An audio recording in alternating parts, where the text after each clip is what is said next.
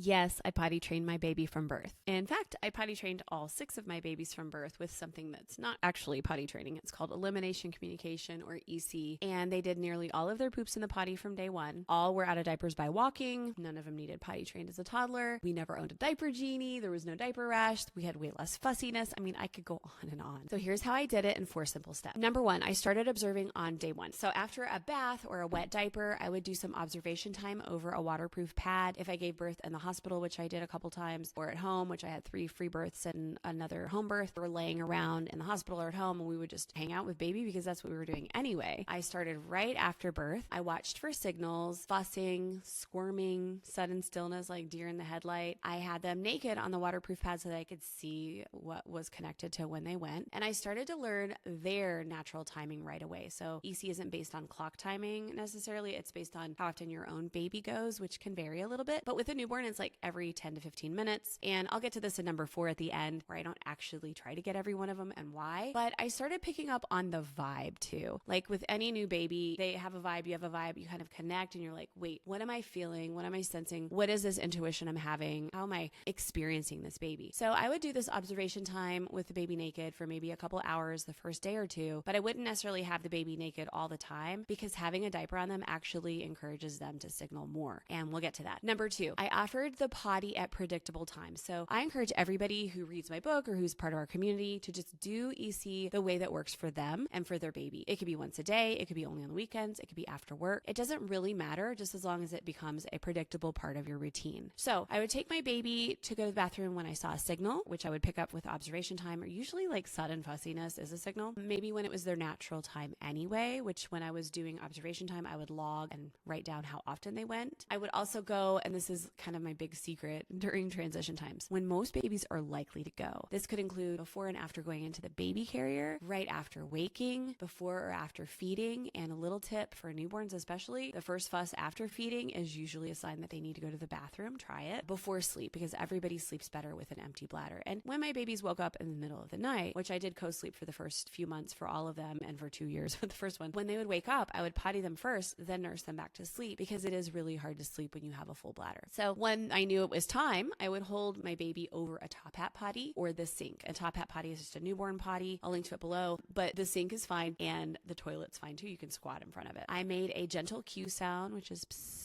It's the sound of running water. And you can grunt too.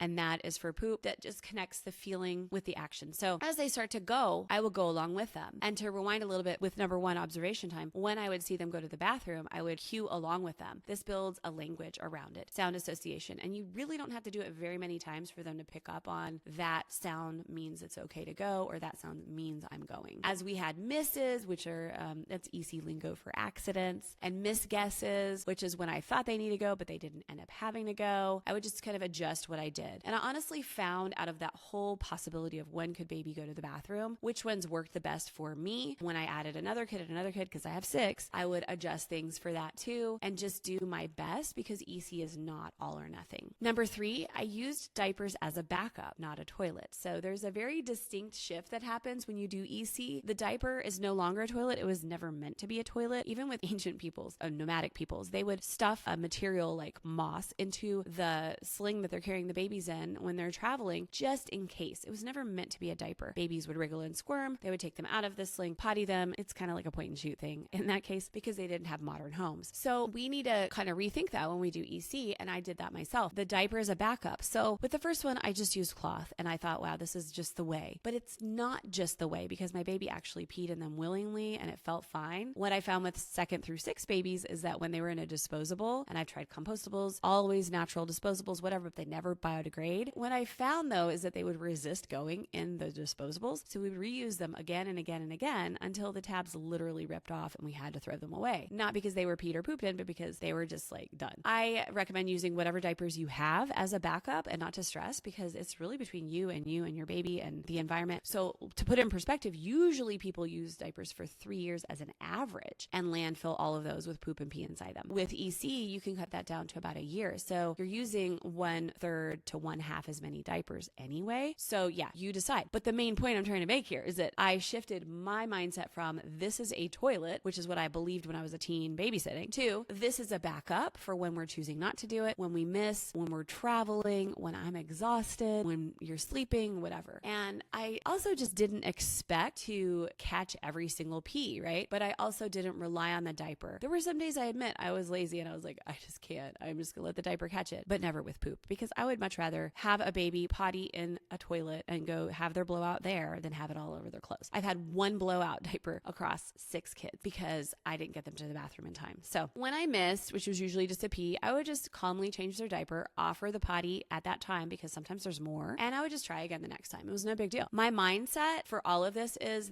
the way I care for my baby. This is not me controlling the potty process. I'm just responding and being a respectful parent. Thus far, we're about to get into number 4, but if you want to try this with your baby too, my free easy start guide is linked below. It's a very simple 1-pager that will tell you what are the common signals, how to hold your baby in position, stuff like that. Just some things that you need to know so that you can catch a pee in the potty today and see that it actually works. The link's below. And now for number 4, I kept it relaxed and I also stayed consistent. So just like feeding your baby or helping them sleep, you don't want to just stop doing this because you just don't feel like it anymore. This is part of the care of a baby that you've chosen to do. But I didn't keep track of like how many misses versus catches I made in a day. I didn't pressure the process. I just responded when I could. And for me, that's consistency. It's not perfection. It's just I'm still trying, I'm aware, and I'm doing my best. And honestly, you guys, EC became part of my rhythm and is like feeding or sleep. And honestly, since I've done it with all 6 of my babies, it's all I've ever known. So this is one thing I really want this to stick with you is it's not all or nothing. And I didn't try to catch every single pee 100% of the time. Did I try for every poop? Yes. Are babies like super wired to communicate about all their poops? Yes. So that one, it's like so easy to poop train a baby. I wish everybody knew this. But for the pees, I would skip every other one sometimes and just do the wake up pee for sure and the first fuss after feeding because that would build trust between us. Like when I wake up, I'm going to get a chance to go. And it's just an opportunity. It's called a pottytunity. Opportunity to go potty doesn't mean you have to go. And the first fuss after feeding, like that's just a comfort thing too. I would notice though throughout the days when I got too potty centric and I became like obsessed, and I would remember that my baby is more than just a peeing and pooping machine and go back and kind of expand out like what else does my baby have a need for, because there are many things besides this that they need, as you know. Again, my babies were out of diapers around 1 year old when they started walking. Most poops were in the potty for their whole lives and there was no potty training required. Go here for more videos like this.